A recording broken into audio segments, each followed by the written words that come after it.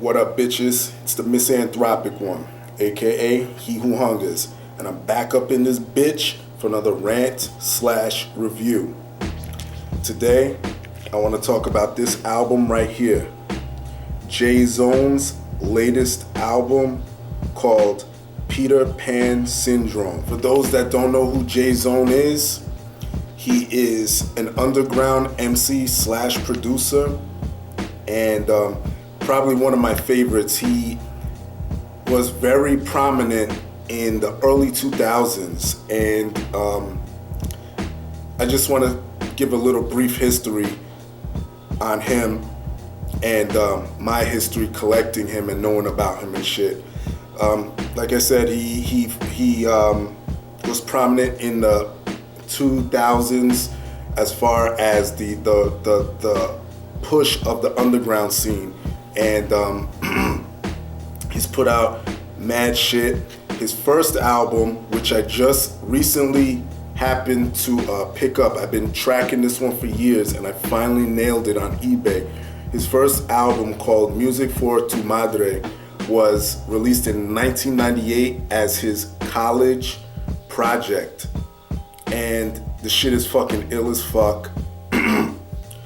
I recently copped it on eBay for $20, and I'm so happy with that because I've been chasing that fucking album for God knows how long, and I finally got that shit. And that album put him on the map, and it released great albums such as Job Ain't Nothing But Work, Sick of Being Rich. What else? I think he did Old Maid Millionaires. Don't quote me on that one. I think that one was an album. I forget. But he also did a joint album with my man Self-Titled. Y'all know how much of a Self-Titled fan I am.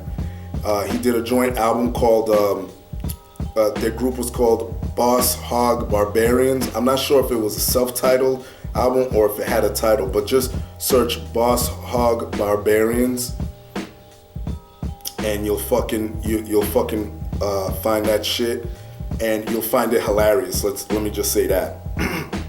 But anyway, in 2009, he said he was retiring, and let me tell you something. How I feel about that whole retiring shit, I believe is bullshit, because once you have the bug for hip hop, you ain't going anywhere, you know. And this just proves it once again. I don't believe motherfuckers when they say they're retiring. He released a new album, Peter Pan Syndrome, fucking ill. Let's get into this bullshit. Production on this album. Everything is handled by Jay Zone himself. He does all the production, all the cuts on this bitch are by him. All the drum sounds are by him. If anybody follows Jay Zone, they know his production style. He has a signature production style, and I love it. I've loved it for years, and I'm glad he didn't switch up and change. And that's as far as it goes as far as production. Well, let me describe the style. It's very boom bap-ish, and I guess abstract at the same time. Not too abstract like a Blockhead or who else does that abstract production type style? Like Blockhead. It's not like Blockhead, but it's abstract enough where I guess it wouldn't tune people out like Blockhead. Even though Blockhead is an amazing producer, some people aren't prone to listening to shit like that, or Alias, for example.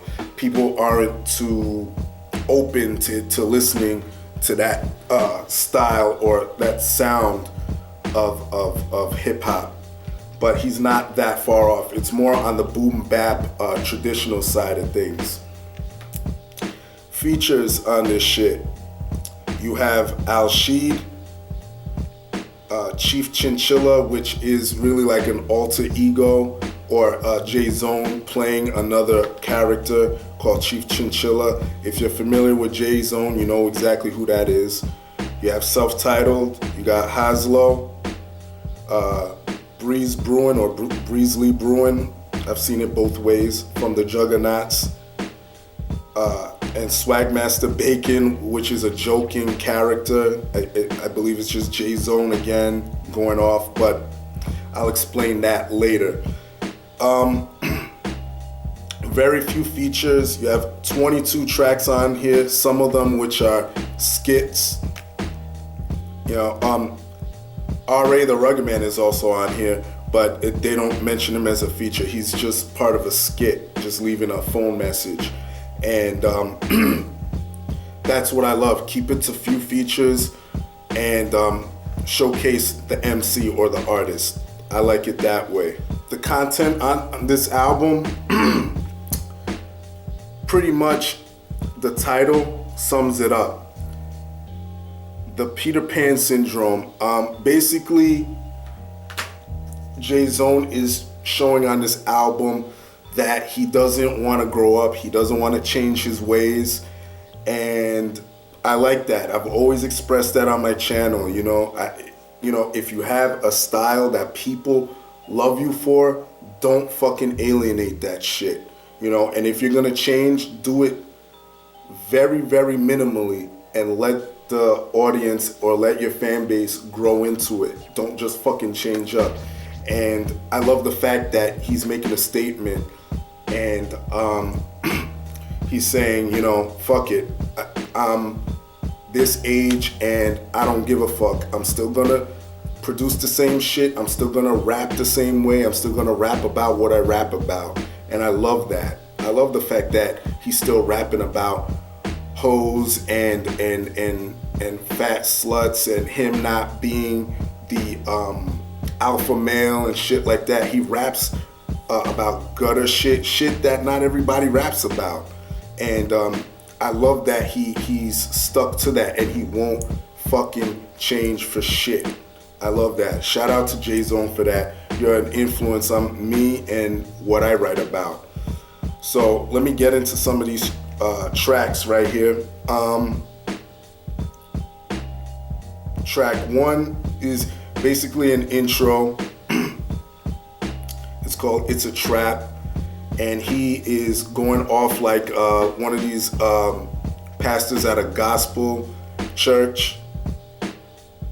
And I'll let you listen to that one. Track 2, R.A.'s career advice.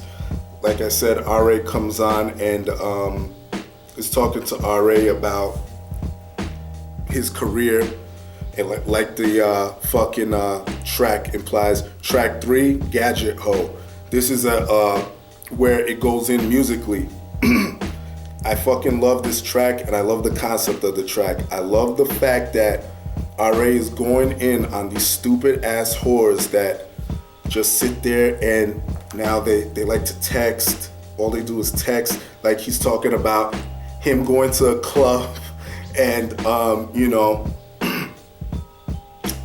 and all these girls will be texting and they want him to take a picture of all these stupid girls mobbing and, you know, mobbing together and, oh, I need a picture for my Facebook and shit like that. And he's basically criticizing all the fucking stupid ass whores and all the dumbass niggas that fall for this shit, that you know, that are in the friend zone and, you know, yeah, I'm gonna take your picture and this and that, you know, talking about how this generation is so impersonal. There we go. All right, let's see. Track 5, Opposites Attract, featuring Al-Shid. Now, Al-Shid is an MC that was also an MC in the battle scene. There's a video you can see him battling my man Apathy. I forget what year this was, but Al-Shid is actually, he's a dope battle MC, and I love him on record. I'm not sure if he even released an album. I know he did a couple of, I think he did some 12 inches or some shit like that, but he's been associated with Jay Zone for a while, and glad to see him on this record. This track right here, you know, it was so funny. I listened to it the first time and didn't make much of it. And then I listened to it for, I think, the third or fourth time, and I started to catch the concept of that track. Now, I'm not even gonna give it away, but the title itself should give it away. And like Jay Zone said on the track, this shit is gonna go over niggas' heads. And it went over mine the first couple times I listened to it. And then when I listened to his bars, I was like, oh shit, opposites attract. And I'm not gonna give it away. You're gonna have to buy this and go listen to it to see what I'm talking about. So shout out to Al-Shid for that. Track 7, Crib Issues. This track is funny. Jay Zone is talking about these stupid ass bitches that he'll be going to their houses and shit, and their houses look like shit and smell like shit. And some of us dudes have encountered that before. If you haven't, you're full of shit. I know you have. Track 8, Jacket for Basquiat's. I can't even fucking pronounce that shit. Jay Zone is poking fun at,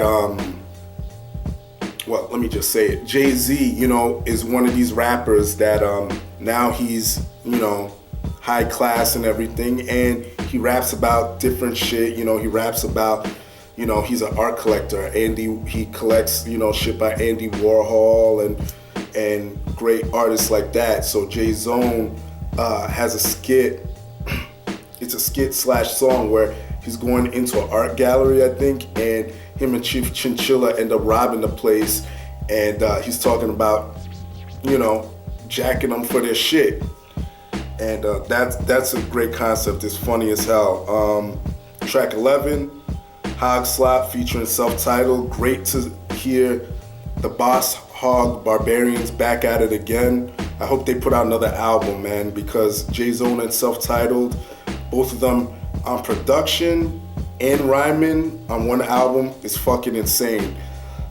On this, obviously it's Jay Zone production, which I love, but both of them, you know, basically could go in on the same subject matter. And fucking Self-Titled with his lines, man. What is it that he says on this track? He says,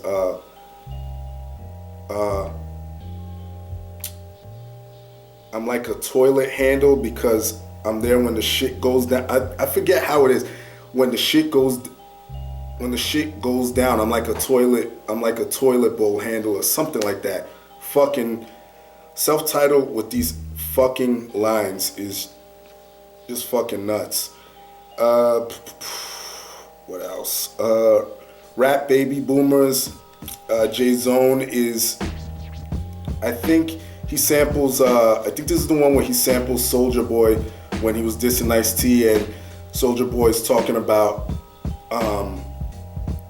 old rappers, quote unquote old rappers up in age and shit. And Jay Zone is sort of facing that reality, even though he's only fucking 36. He's talking about the attitudes of, or, you know, trying to show the attitudes of the younger generation on that shit. What else? Honest Days Robbery is him and Haslo going back and forth talking about robbing.